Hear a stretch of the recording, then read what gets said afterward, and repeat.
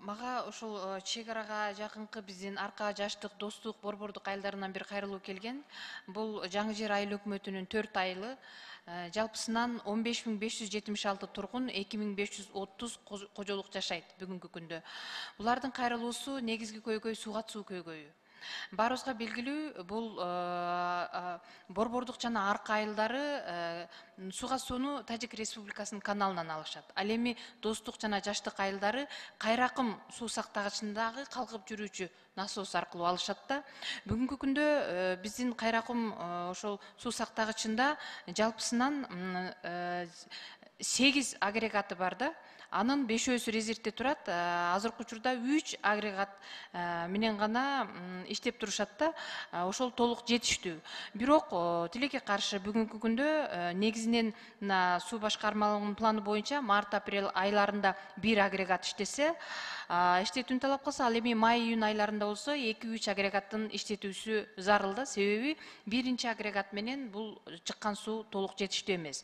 Мына ошол жердеги биздин жашоочулар бүгүнкү күндө мына ошол аймакта 100 гектарга жакынкы кайрак жерлерди иштетишип, бактарды отургузушканда көйгөй бул жерде суу жетишсиздиги. Себеби ошол жердеги мындайча айтканда жанагы токтун чыңалуусу дагы 6 киловаттан өйдө болгондо гана суу жетиштүү чыгарылып алып берилет экен да. А бирок эмнегедир кандайдыр себептер менен мына тактап айтканда кечеги эле күнү 18-19 апрель күндөрү кечки 5ке чейин 5 киловаттка чейин түшкөн да токтун чыңалуусу.